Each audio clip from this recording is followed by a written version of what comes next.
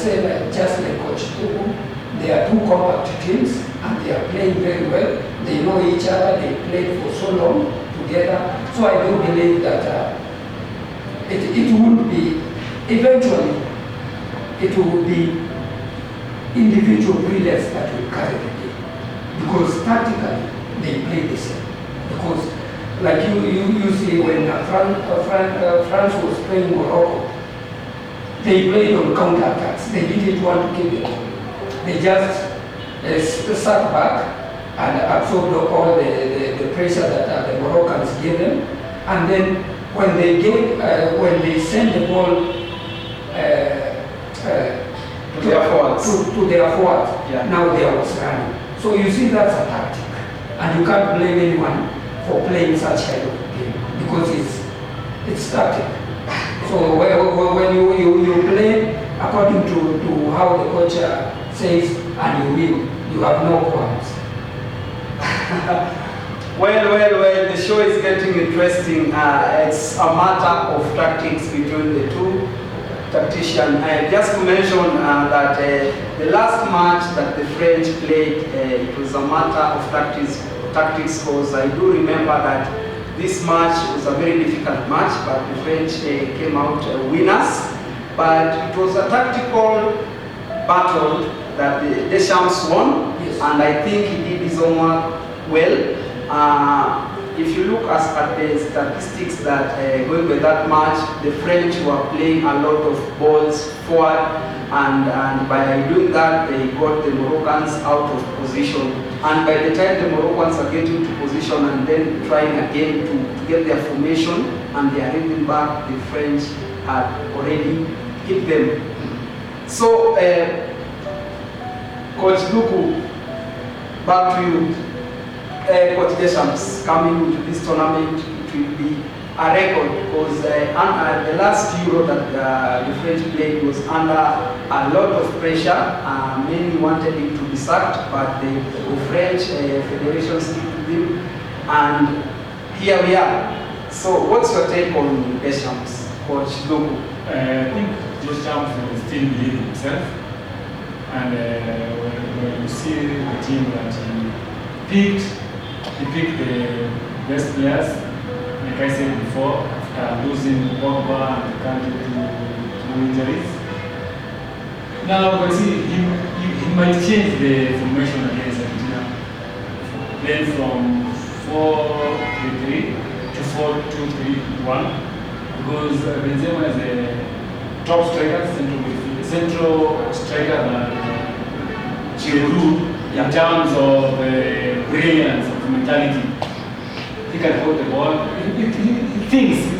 He's so intelligent striker. So you see Benzema top striker. If he may start, then behind him Griezmann. The other side we see Dembele. The other side we see Mbappe, of which will not be an easy task for Argentina defense, where they are playing back three defenders. In terms of pace, we see France has a lot of pace.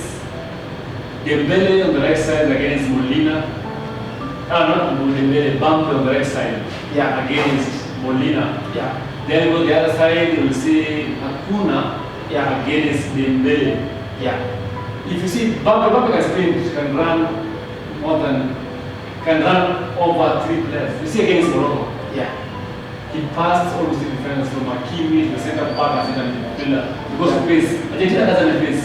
Yeah. In terms of playing hard game, you can see Otamendi is a nonsense defenders. Yeah. So in terms of even Argentina receiving a red card or getting cards it will be a very difficult game for Argentina. Argentina, what I'm relying on is luck. Those people that have a lot of luck. Yeah. They normally have luck. You have played well when you have luck.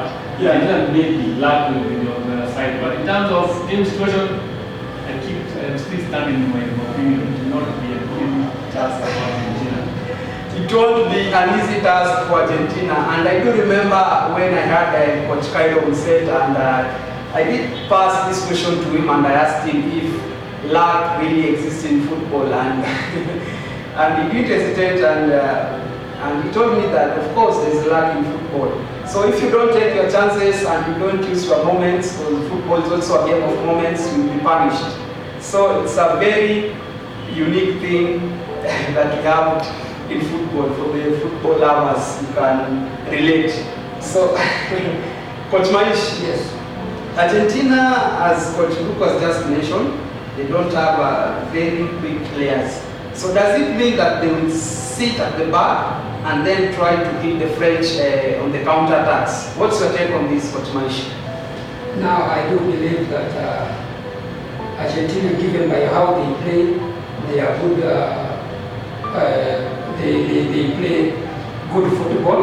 Yeah. And now they have the brilliance of Messi, and that one is an added advantage because even Messi can take 4 to 5 players and then give the ball out because he has some assists, and you can just tell that he's not all.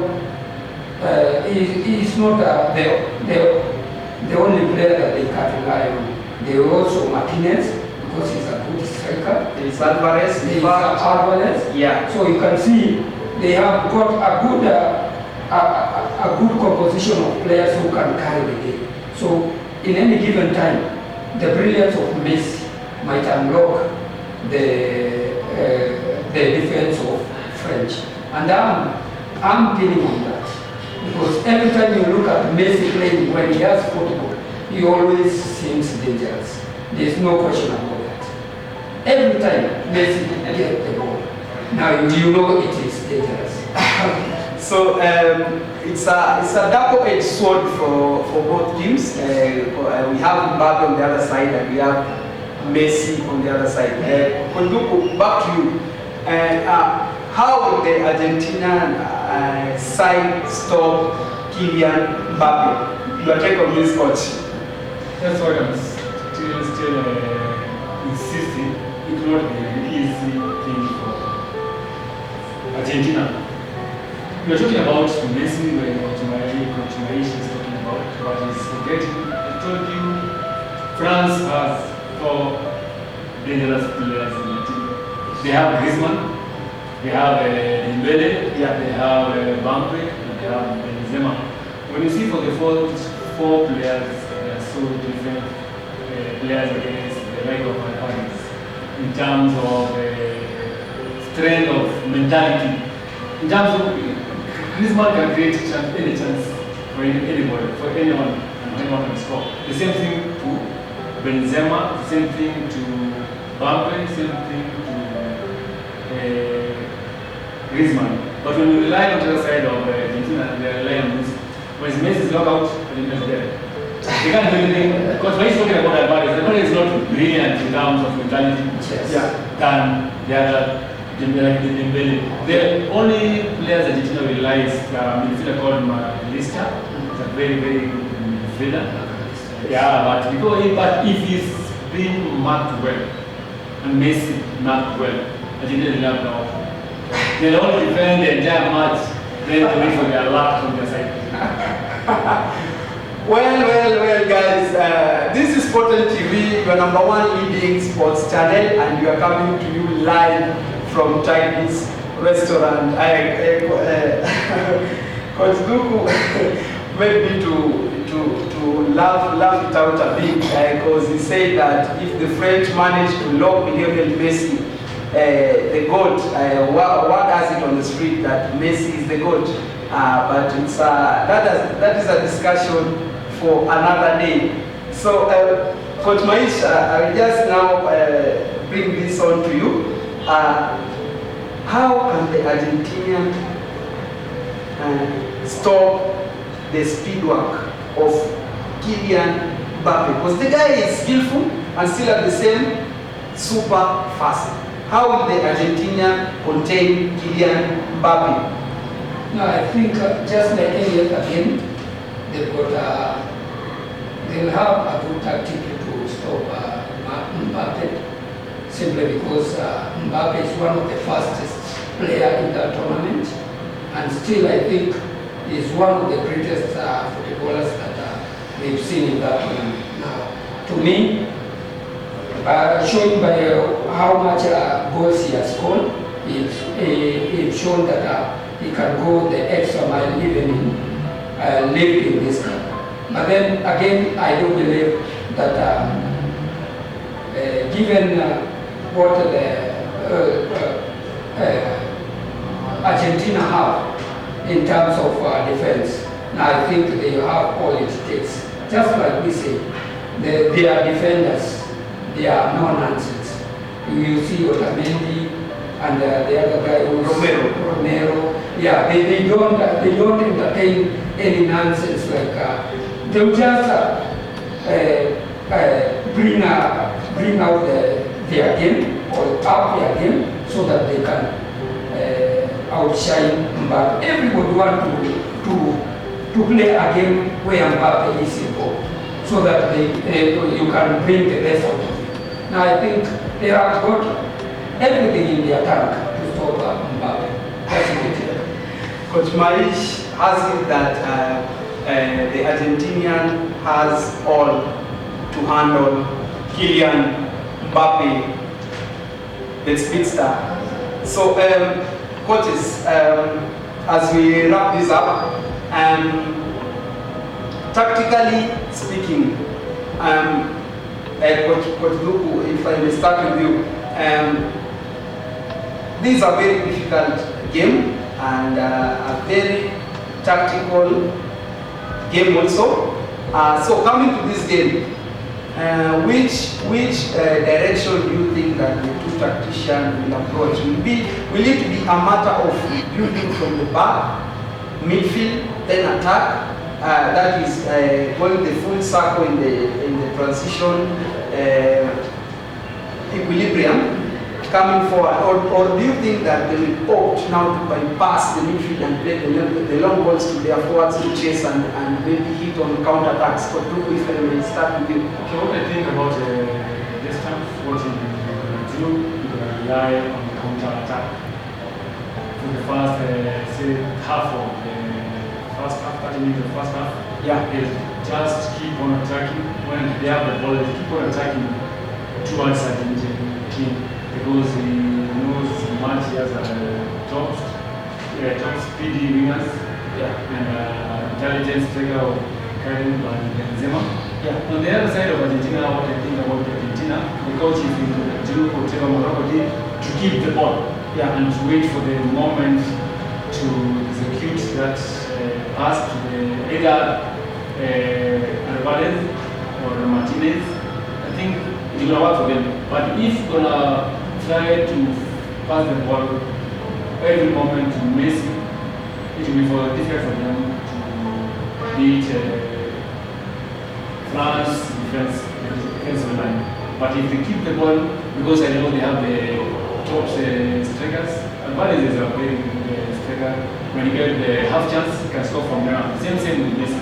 So I think coach is going to tell the Argentine to relax, to compose themselves, to be themselves and be calm in the game, not force anything, to win the possession. If you win the possession against anything that will win possession in terms when they have the ball, they will carry it. Though the team that wins possession will carry the day. Coach, just to mention that also the possession also entails the 50-50 balls, the dual sword, the aerial balls, and everything. So, Coach Marish, back to you. I just passed the same question that I did to Coach Luku here. Do you think that the Argentinian will try to build from the back going forward, or will they try to bypass the midfield? No, I do believe that going by how Argentina has been playing all along this tournament, I think they are good ball players, and they will start to build their ball from back, and then build it until it comes to the strikers. Because in the midfield they are also good, and I do believe they've got good players that are playing good ball. So I think they are good in touches. They do pass the ball well, and sometimes they are quick. You shouldn't underrate that. And then another tactic that they might use is that of possession, just like Tuku said, just to intimidate the French players, because when you lose possession, you just feel like you'll just go and hit someone because you are not playing the football that you came to play. Yeah. So eventually you will see you will be frustrated, and then now when frustration comes, that's when they will apply the final shot. So guys, the show is getting interesting here, and finally I know that we can go all day discussing these two teams, because there are so many details about these two teams that I think requires a lifetime to cover. So I just directly go to the predictions and maybe the correct scores from my two fellow gentlemen here. So Luke, if I may start with you, kindly your predictions. France versus Argentina final. What's your prediction? The prediction still we stand with it. The team will go in extra time, and maybe the penalty shootout is going to decide this match. Which team, coach? Argentina. Argentina. Yeah. Coach Mais, the same question to you. Argentina, France. Your take on this? Why the bullet, coach? Well, as I had said earlier on, Yeah. I think my take is on Argentina, because they are very, now they are the more angry than the given that Messi is facing the last World Cup, and he wants to equal the Maradona of his time, because now he's been likened to Maradona. So eventually we would like to rubber stamp what I've been saying, that he's like a Maradona. And you can see from this tournament, because they were beaten, and everybody didn't see them coming good out of this tournament. But eventually they built from that scratch of being beaten by Zambia, a very humble team that no one will ever think that will beat Argentina.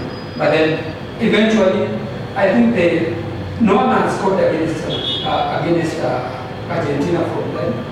And I think they've been compact in their defense. So I think. Welcome back to the show, guys. I'm your host, Colin Sopio, and on set today, I had the pleasure to have these two great men in the show, and we've talked so much about these two teams. I remember Sporting TV covered all the matches in this World Cup, starting from the first match when we had 32 teams. Finally we had 16. It came to 8, and it narrowed down to 4 teams, and now we have the best of 2. So now it's a matter of separating the boys from the men. Who will blink fast between the Argentinian and the French? Who will have the nerves to go on? Who will have the courage to do it for their country?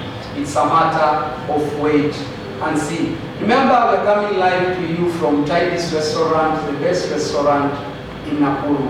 And Coach Maish, thank you so much for having you on set so many times. And I really do wish that we'll continue doing this on and on. Anytime. Coach Maish, in a part shot, in a nutshell, your parting shot, Coach.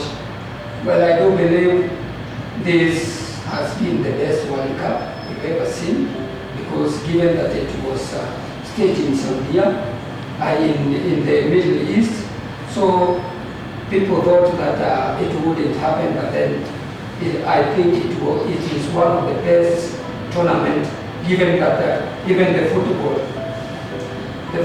were being charged like a charger, like a phone. So you can see the kind of technology that we were up against. So it was very tech and very organized. I think kudos to to Qatar for bringing this showcase And I think it is the best thing that was ever staged in Middle East. Thank you. Wow, but my has opinion that this is the best World Cup we've had in terms of technology and competition.